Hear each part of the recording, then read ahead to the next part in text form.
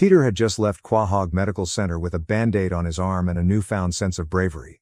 His wife, Lois, gave him an approving pat on the back for surviving what he later described as an ordeal worthy of a war hero. Just as he was basking in his moment of triumph, they spotted Ryan Reynolds, who looked more lost than Peter in a library. Ryan explained he had taken a wrong turn on his way to Newport. Lois, thrilled, offered him directions with an energy bordering on excessive hospitality, while Peter stood frozen, caught between the awe of the moment and an inexplicable need to hold his stomach in. Meanwhile, Stewie was at a playdate with Gavin, a boy with a permanent scowl and a taste for plain oatmeal. Stewie spent the afternoon educating Gavin on the finer things in life with his trademark sarcasm, only occasionally interrupted by Gavin's glum silence. When Brian arrived to pick him up, Stewie seized the opportunity to make one last grandiloquent dig at Gavin's uninspired choice of snack before hopping into the car. On the way home, Stewie requested Brian tune into a Carrie Underwood song. Deeply moved by her soulful voice, Stewie decided to stay in the car a bit longer to listen. But when he dramatically flung his arms around in time with the chorus, his hand accidentally shifted the car into neutral. The car began to roll gently forward, and with a flick of the wrist and a little more luck than skill, Stewie managed to get the car back in park, exhilarated by his newfound driving skills. Later that day, Peter set out to chase off a strange dog with mismatched eyes that had taken to lurking around Cleveland's house. Just as he was about to assert dominance, he ran straight into Ryan Reynolds, who was somehow back in Quahog. Ryan sheepishly admitted he was here for a movie project, playing Hotler, a ridiculously sultry take on the dictator Hitler. In a bizarre twist, he stood shirtless in front of Peter, who could only stammer and try to avoid staring at Ryan's absurdly sculpted abs.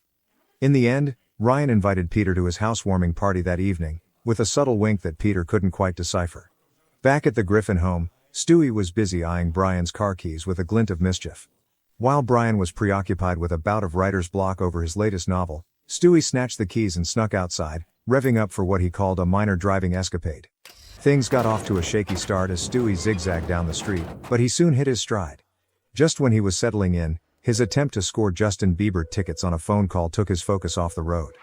In the blink of an eye, the car veered straight into a pole, creating a fresh dent with his face painted in horror. Heart-pounding, Stewie somehow managed to drive the battered vehicle back to the house and immediately began concocting a plan to cover up his teeny mishap.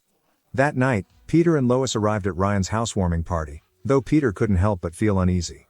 Ryan's attention seemed suspiciously focused on him, with the actor making bizarrely close moves that went beyond friendly. At one point, Ryan suggested they hang out on a Thursday night and, without any warning, tickled Peter's lower abdomen in what he called a brotherly way. Peter was beginning to wonder if Ryan's Hollywood charm had taken an odd turn toward infatuation. Meanwhile, back home, Brian stumbled upon Stewie's secret. He discovered his beloved teddy bear, Rupert, sitting in the demolished car, unmistakable evidence of Stewie's reckless joyride. Furious, he confronted Stewie, threatening to rat him out to Lois and Peter. But Stewie, desperate and remorseful, begged Brian to keep his secret, insisting he only drove because he wanted to feel the pure rush of the open road. A few days later, Ryan finally convinced Peter to go out with him to a Moroccan restaurant.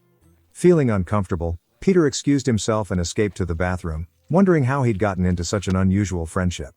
Things took an awkward turn when Ryan's friendly gestures became increasingly bizarre. During this chaos, Stewie had decided it was time to disappear to avoid facing consequences at home. Brian discovered a video message from Stewie, hinting at his supposed journey to the airport and an impending farewell. Peter, now fully convinced that Ryan had developed an inappropriate crush on him, decided to confront the actor. When he marched over to Ryan's house, prepared for an uncomfortable letdown conversation, Ryan smoothly explained he merely wanted their energies to align. Peter was perplexed, but before he could respond, an emotional Ryan kicked him out, leaving Peter bewildered and strangely regretful. Meanwhile, Brian tracked down Stewie, who had been picked up by Consuela, the family's former housekeeper. She had taken him in, completely unaware of his reasons for running away. When Brian finally brought him home, Stewie braced himself for a punishment. But to his surprise, Brian admitted he hadn't told anyone about the incident, saying he felt partly responsible for Stewie's escapade. As the dust settled, Peter found himself outside Ryan's now empty house.